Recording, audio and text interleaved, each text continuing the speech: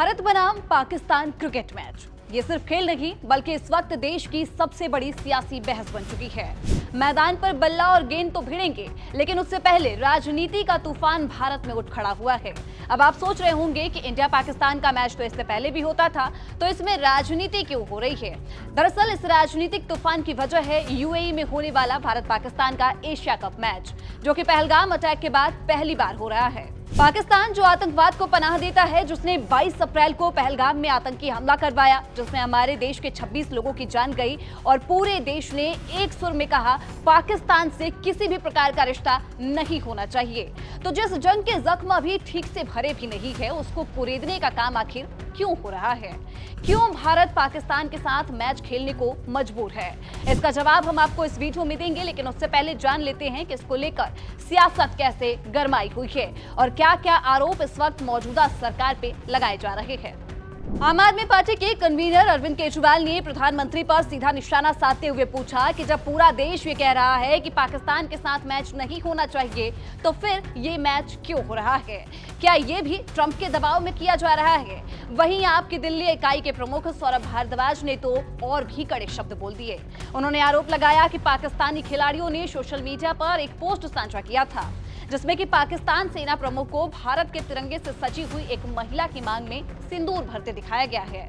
उन्होंने कहा कि ये पहलगाम हमले के शहीदों की विधवाओं का घोर अपमान है और उन्होंने ये चेतावनी भी दे दी कि अगर दिल्ली के क्लब या फिर किसी भी रेस्टोरेंट में इस मैच की स्क्रीनिंग अगर होती है तो उनकी पार्टी उन्हें पूरे देश के सामने एक्सपोज करेगी। कांग्रेस ने इसे शहीदों के परिवारों का अपमान बताया, तो वहीं दूसरी तरफ शिवसेना प्रमुख उद्धव ठाकरे ने कहा कि खून और क्रिकेट एक साथ नहीं बह सकते। लगे हाथ शरद पवार के नेतृत्व वाली एनसीपी ने भी सरकार की दोहरी नीति पर सवाल खड़े कर दिए। हालांकि जम्मू कश्मीर के पूर्व मुख्यमंत्री उमर अब्दुल्ला का कहना है कि भारत का विरोध हमेशा से ही द्विपक्षीय सीरीज को लेकर रहा है, बहुपक्षीय टूर्नामेंट पर नहीं रहा।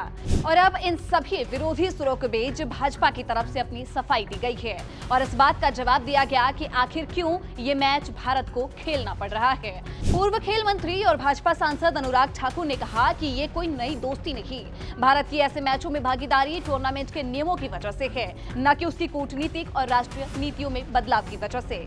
जब एसीसी या फिर आईसीसी द्वारा बहुराष्ट्रीय टूर्नामेंट आयोजित किए जाते हैं तो देशों के लिए भाग लेना उसमें अनिवार्य होता है और अगर भारत मैच खेलने से मना करता है तो उन्हें टूर्नामेंट से बाहर कर दिया जाएगा और उसे फॉरफिट करना पड़ेगा, जिसका नतीजा ये होगा कि अंक पाकिस्तान को मिल जाएंगे। लेकिन द्विपक्षीय सीरीज की बात बिल्कुल अलग है। भारत ने पहले ही ये तय कर लिया है कि जब तक पाकिस्तान आतंकवाद बंद नहीं करता तब तक उसके साथ द्विपक्षीय क्रिकेट मैच नहीं खेला जाएगा। हालांकि अनुराग ठाकुर के इस क्लैरिफिकेशन के बाद से ये साफ हो चुका है कि मैदान पर जो मुकाबला एशिया कप के नियमों के तहत खेला जा रहा है, लेकिन राजनीति का खेल फिर भी जारी है। एक तरफ विपक्ष सरकार पर शहीदों के नाम पर वार कर रहा है, तो दूसरी ओर भाजपा टूर्नामेंट की मजबूरी गिनवा रही है। अब सवाल ये है कि क्या भारत पाकिस्तान का ये हाई वोल्टेज मैच सिर्फ खेल तक सीमित रहेगा या फिर राजनीति का ये तूफान और भी तेज होगा? फिलहाल करोड़ों क्रिकेट प्रेमियों की निगाहें सिर्फ मैदान पर है, लेकिन सियासत के पिच पर खेल शायद अभी लंबा चलेगा। इस मैच को लेकर आपकी क्या राय है, हमें कमेंट सेक्शन में जरूर बताइएगा। देश दुनिया से जुड़ी तमाम खबरों के लिए देखते रहिए दैनिक जागरण। नमस्कार।